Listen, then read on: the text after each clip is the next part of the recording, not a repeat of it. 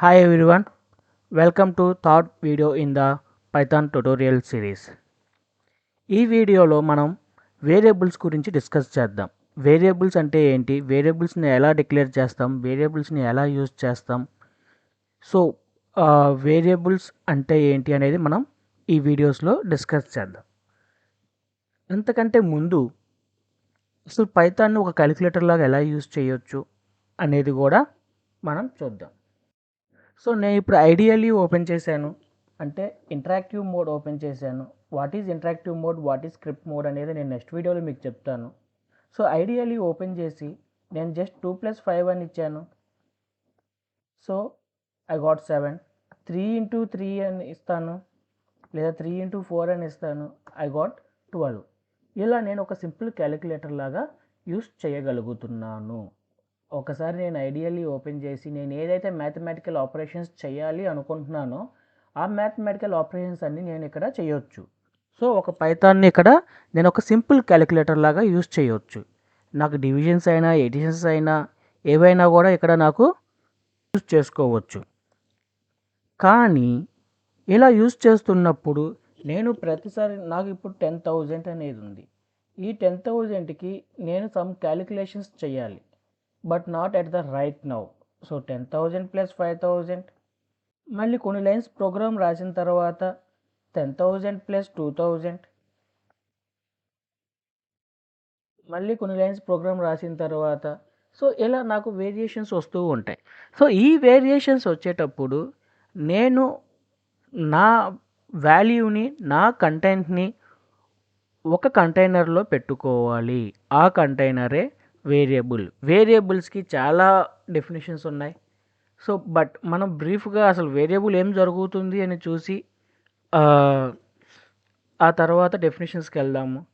So మనకి ఏ data అయినా సరే, మన ల్యాప్టాప్ ప్రోగ్రామ్ రన్ అవుతున్నప్పుడు ఏ డేటా అయినా సరే ఆ డేటా అనేది మెమరీలో స్టోర్ అవ్వాలి.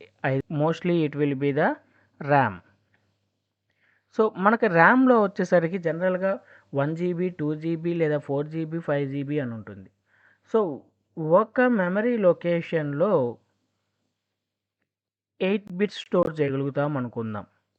సో ఇలా 8 బిట్స్ స్టోర్ చేయగలిగితే, ఒక మెమరీ లొకేషన్లో 8 బిట్స్ స్టోర్ చేయగలిగితే అలాంటి మెమరీ లొకేషన్స్ నాకు 4 ఉంటే 4 బైట్స్ అవుతుంది. ఎందుకంటే గ్రూప్ ఆఫ్ 8 బిట్స్ వచ్చేసరికి 1 బైట్. ఇప్పుడు నేను 4 GB ర్యామ్ యూస్ చేస్తే నాకు 4 GB ర్యామ్లో ఎన్ని లొకేషన్స్ ఉండాలి? సో 1 KB అంటేనే మనకి 1000, 1 MB అంటే 1000 × 1000, 1 GB అంటే 1000 × 1000 × 1000. సో అన్ని మెమరీ లొకేషన్స్లో నా వాల్యూ అనేది ఎక్కడ స్టోర్ అవుతుంది, నా 2 అనేది ఎక్కడ స్టోర్ అవుతుంది, దెన్ దాన్ని ఎలా రిట్రీవ్ చేసుకోవాలి, ఇవన్నీ కూడా నాకు ప్రాబ్లం అవుతాయి. వాటిని అవాయిడ్ చేయడానికి మనకొచ్చిన కాన్సెప్టే వేరియబుల్స్. ఇప్పుడు నా వేరియబుల్స్ నేను ఒక మెమరీ లొకేషన్స్లోకి వెళ్ళి, ఫర్ ఎగ్జాంపుల్ ఇక్కడ నాకు ఒక 4 లొకేషన్స్ ఉన్నాయి అనుకుందాము.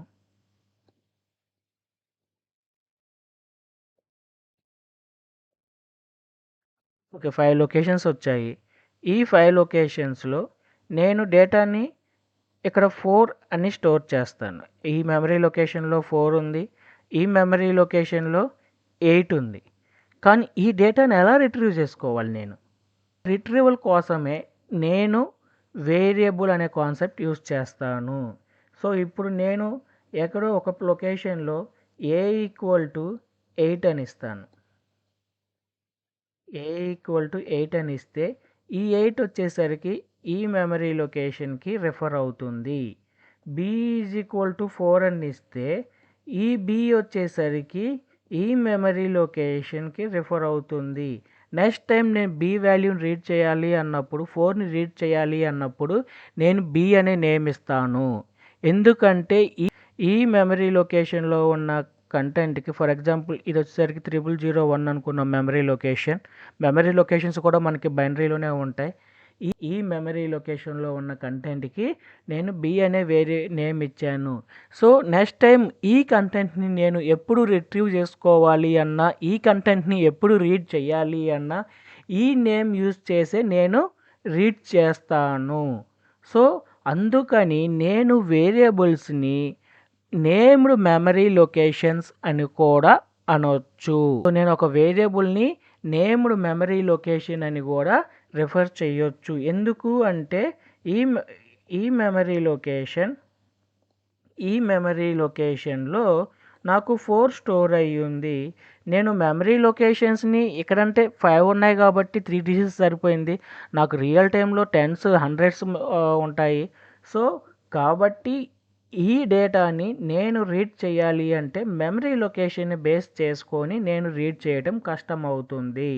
కాబట్టి నేను దానికి ఒక నేమ్ యూజ్ చేసి ఆ నేమ్ని తెచ్చుకుంటున్నాను కాబట్టి ఆ మెమరీ లొకేషన్కి ఒక నేమ్ పెడుతున్నాను కాబట్టి నేను వేరియబుల్ని నేమ్డ్ మెమరీ లొకేషన్ అని కూడా అంటాను. సో ఇప్పుడు నేను 2 ఇస్తున్నాను, ఐడి ఆఫ్ 2 అంటాను.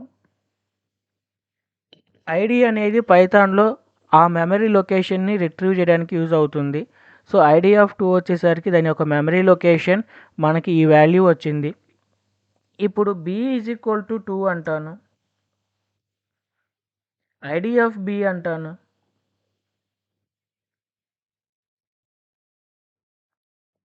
Sorry typo. ID of B ఇచ్చాను, ఐడి ఆఫ్ బి ఇచ్చినా కూడా నాకు ప్రజెంట్ సేమ్ మెమరీ లొకేషనే వచ్చింది. అంటే ఆ మెమరీ లొకేషన్కి నేను ఒక నేమ్ అనేది ఇస్తున్నాను. ఇప్పుడు వేరియబుల్ అంటే ఏంటో చూశారు. అసలు వేరియబుల్ని ఎలా డిక్లేర్ చేస్తాము? వేరియబుల్ అనేది ఐడెంటిఫైయర్ కాదండి. వేరియబుల్కి మనం ఒక నేమ్ ఇవ్వాలి. ఆ నేమ్ మనం ఐడెంటిఫైయర్ రూల్స్ ఫాలో అవ్వాలి.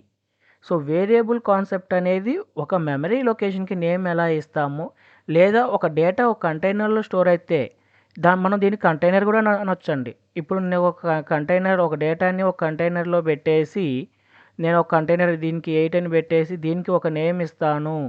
సో ఇది కంటైనర్లో ఉన్న వాల్యూని హోల్డ్ చేస్తుంది. సో మనం ఇలా డిఫరెంట్ డెఫినేషన్స్ చెప్పుకోవచ్చు. బట్ ఆ మెమరీ లొకేషన్ రిఫరెన్స్ అనేది మనకి యాక్చువల్గా ఇంపార్టెంట్. ఇప్పుడు నేను వేరియబుల్ని ఎలా డిక్లేర్ చేస్తాను? సో నాకు లిటరల్స్ ఉండాలి. లిటరల్స్ అంటాము, ఆపరెంట్స్ అంటాము, whatever it may be. అది స్ట్రింగ్ డేటా అవ్వచ్చు, ఫ్లోట్ డేటా అవ్వచ్చు, ఇంటీజర్ డేటా అవ్వచ్చు. ఏదైనా ఒక డేటాని ఈక్వల్ టుకి రైట్ సైడ్ ఇస్తాను. సో ఒక డేటాని వేరియబుల్ని డిక్లేర్ చేయడానికి నేను అసైన్మెంట్ ఆపరేటర్ వాడతాను.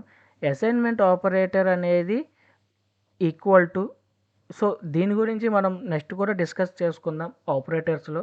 సో ఒక అసైన్మెంట్ ఆపరేటర్ వాడతాను. ఒక అసైన్మెంట్ ఆపరేటర్కి యువతల నాకు డేటా వస్తుంది. సో అసైన్మెంట్ ఆపరేటర్కి రైట్ సైడ్ నాకు డేటా వస్తుంది. సో ఈ డేటా అనేది ఎటువంటి డేటా అయినా అవ్వచ్చు.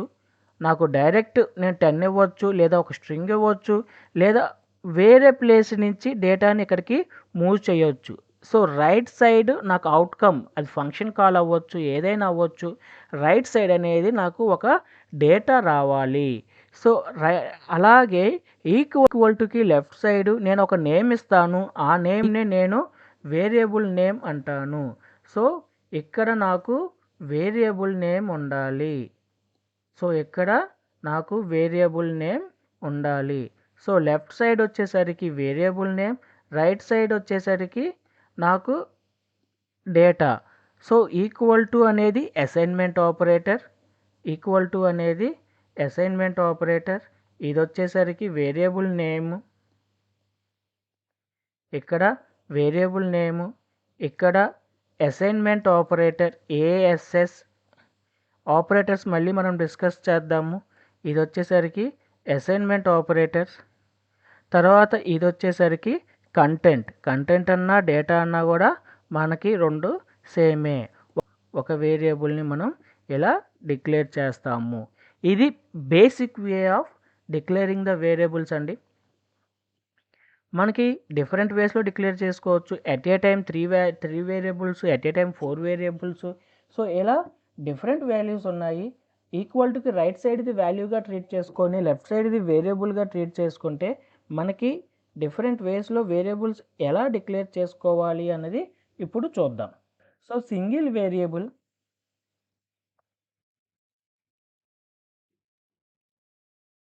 సింగిల్ వాల్యూ, ఇప్పుడు మనం చూసిన కాన్సెప్ట్ అండి ఇది. Single variable, single value.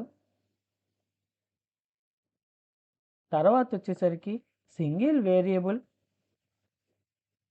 Multiple values, multiple variables,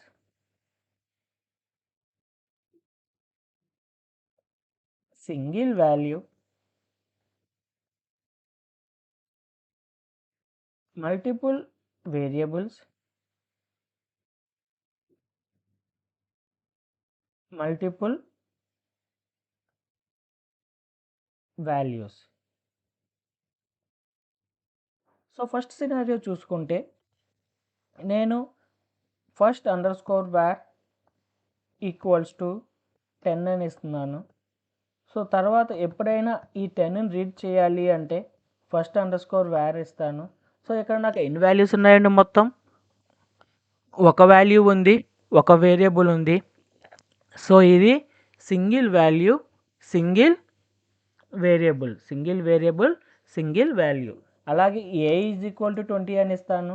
ఇది కూడా సేమ్ కేటగిరీ కిందకు వస్తుంది. ఇక్కడ నేను వేరియబుల్ నేమ్ వచ్చేసరికి ఫస్ట్ అండర్ స్కోర్ var అని ఇచ్చాను. ఇక్కడ వేరియబుల్ నేమ్ వచ్చేసరికి ఏ అని ఇచ్చాను. సో డిఫరెంట్ నేమ్స్ ఫార్మాట్స్ ఎలా ఇవ్వచ్చు అంటే మనం నిన్న ఐడెంటిఫైర్స్లో చూసాము సర్టెన్ రూల్స్. ఆ రూల్స్ మనం ఫాలో అవ్వాల్సి ఉంటుంది. తర్వాత లాస్ట్గా వచ్చేసరికి నేను ఎన్ని వేరియబుల్స్ అయినా క్రియేట్ చేసుకోవచ్చు నా ప్రోగ్రాంలో. బట్ ఎవ్రీ వేరియబుల్ ఇంత మెమరీ అని ఆక్యుపై చేస్తుంది. మీ ప్రోగ్రామ్ మెమరీ ఎఫిషియెంట్గా ఉండాలి అంటే తక్కువ వేరియబుల్స్తో డైనమిక్గా రాసేలాగా చూడండి. కానీ అది అసలు వేరియబుల్స్ లేకుండా పాసిబులా అంటే పాసిబులే అవ్వదండి. మనకి వేరియబుల్స్ ఉండాల్సిందే. బట్ లాజికల్గా వెళ్ళేసరికి ఫర్ లూప్స్ దగ్గర, కండిషన్స్ దగ్గర మనం స్పేస్ కాంప్లెక్సిటీ గురించి కూడా చూద్దాం. ఇప్పుడు నేను A comma B equal to లేదా A equal to B equal to 20 అని ఇస్తున్నాను. అంటే నేను ఒక మెమరీ లొకేషన్కే మల్టిపుల్ నేమ్స్ ఇస్తున్నాను. ఒక మెమరీ లొకేషన్కే మల్టిపుల్ నేమ్స్ ఇస్తున్నాను. సో ఆ మల్టిపుల్ నేమ్స్ వచ్చేసరికి ఏ వాల్యూ 20 ఉంటుంది, బి వాల్యూ 20 ఉంటుంది. మీరు ఒకటి అబ్జర్వ్ చేయండి. ఇంతకుముందు నేను ఏ ఈజ్ ఈక్వల్ టు 10 ఇచ్చాను, ఇక్కడ ఏ ఈజ్ ఈక్వల్ టు 20 ఇచ్చాను. అంటే నా ప్రీవియస్ వాల్యూ అనేది ఓవర్ రైడ్ అయిపోయింది. ఎప్పుడైతే నేను assignment operator equal to operator use చేస్తానో, ఎప్పుడైతే ఈక్వల్ టు ఆపరేటర్ యూజ్ చేస్తానో నా ప్రీవియస్ రిఫరెన్స్ అనేది రిమూవ్ అవుతుంది. ఫర్ ఎగ్జాంపుల్, ఇప్పుడు ఇది మెమరీ లొకేషన్స్ అనుకుంటే, ఇవి మెమరీ లొకేషన్స్ అనుకుంటే ఇక్కడ నాకు కొన్ని మెమరీ లొకేషన్స్ ఉన్నాయి. ఇప్పుడు నేను ఏ ఈజ్ ఈక్వల్ టు 10 అని ఇచ్చాను, ఏ ఈక్వల్ టు 10 అని ఇచ్చాను. సో ఏ ఈక్వల్ టు 10 ఇవ్వగానే ఈ 10 అనేది ఒక లొకేషన్లో స్టోర్ అవుతుంది, ఏ అనేది ఇక్కడికి రిఫర్ అవుతుంది.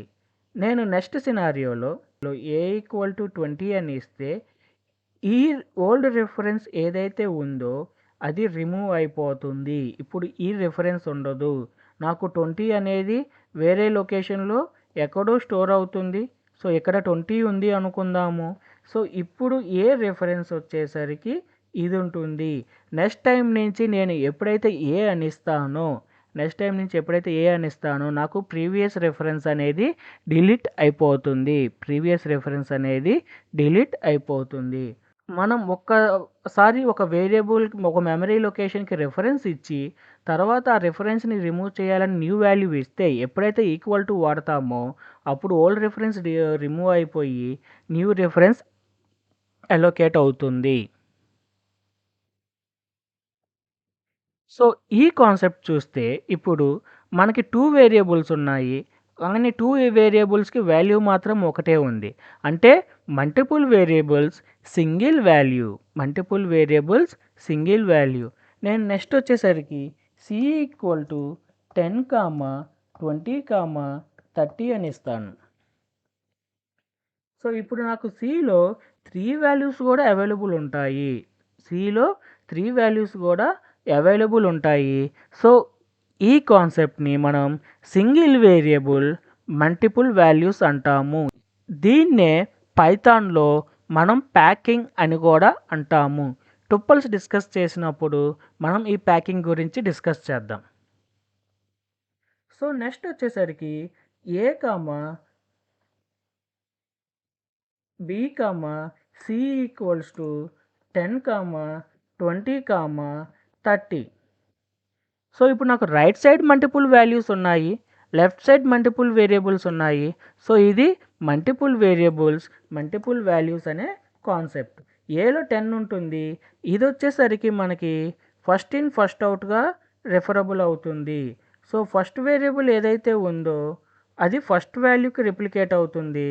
సెకండ్ వేరియబుల్ ఏదైతే ఉందో అది సెకండ్ వాల్యూకి రిప్లికేట్ అవుతుంది. థర్డ్ వేరియబుల్ ఏదైతే ఉందో అది థర్డ్ వాల్యూకి రెప్లికేట్ అవుతుంది. బట్ రిమెంబర్ చేయాల్సిన ఒక విషయం ఏంటి అంటే రైట్ సైడ్ లెఫ్ట్ సైడ్ ఎప్పుడు కూడా సేమ్ వాల్యూస్ ఉండాలి. ఫర్ ఎగ్జాంపుల్ నేను ఏ బి ఈక్వల్స్ టు 100, 200, 300 అని ఇస్తే నాకు ఎర్రర్ వస్తుంది. సో ఇక్కడ నాకు టూ మెనీ వాల్యూస్ ఉన్నాయి, వాల్యూ ఎర్రర్ వచ్చింది. ఇక్కడ నాకు టూ మెనీ ఎర్రర్స్ ఉన్నాయి. కాబట్టి నేను ఈ వాల్యూస్ని వేరియబుల్కి అసైన్ చేయలేకపోయాను. నేను మల్టిపుల్ వాల్యూస్ కాన్సెప్ట్ యూస్ చేసినప్పుడు నాకు ఈక్వల్ టుకి రైట్ సైడ్ లెఫ్ట్ సైడ్ ఎన్ని వేరియబుల్స్ అయితే ఉన్నాయో అన్ని వాల్యూస్ ఎగ్జాక్ట్గా మ్యాచ్ అయ్యేలాగా చూసుకోవాలి. ఇప్పుడు నేను వేరియబుల్ డిక్లేర్ చేస్తున్నాను, సి అనే వేరియబుల్ డిక్లేర్ చేశాను, సి వాల్యూ వస్తుంది. బి అనే వేరియబుల్ డిక్లేర్ చేశాను, బి వాల్యూ వస్తుంది. అలా కాకుండా నేను ఏదో ఒక ఏబి అనే ఒక వేరియబుల్ని రీడ్ చేయాలి అనుకుంటున్నాను. ఏబి అనే ఒక వేరియబుల్ని రీడ్ చేయాలి అనుకుంటే ఈ ఏబి అనే వేరియబుల్ నా ప్రోగ్రాంలో ప్రీవియస్గా ఎక్కడైనా డిఫైన్ అయ్యిందా, నేను ఈ ఏబి అనే వేరియబుల్ని ఎక్కడైనా డిక్లేర్ చేశానా, లేదు. మనం ఐడెంటిఫైర్స్తో ఇచ్చినప్పుడు కానీ ఈ నేమ్ అనేది మనం ఏబి అనే నేమ్ అనేది మనం ఒక ఫంక్షన్కి కానీ ఒక క్లాస్కి కానీ ఒక వేరియబుల్కి కానీ ఎక్కడ కూడా ఇవ్వలేదు. ఈ నేమ్ మన ప్రీవియస్ ప్రోగ్రాంలో ఇంతవరకు డిఫైన్ అయ్యి లేకపోతే మన ప్రోగ్రాంలో కానీ లేదా మన గ్లోబల్ స్పేస్లో కానీ మనం ఐడెంటిఫైర్స్లో డిస్కస్ చేసినట్టుగా మన గ్లోబల్ స్పేస్లో కానీ లేకపోతే మనకి నేమ్ ఎర్రర్ అని వస్తుంది. దట్స్ అబౌట్ వేరియబుల్ అండి. సో మీకోసం మళ్ళీ మరొక వీడియోతో మీ ముందుకు వస్తాను.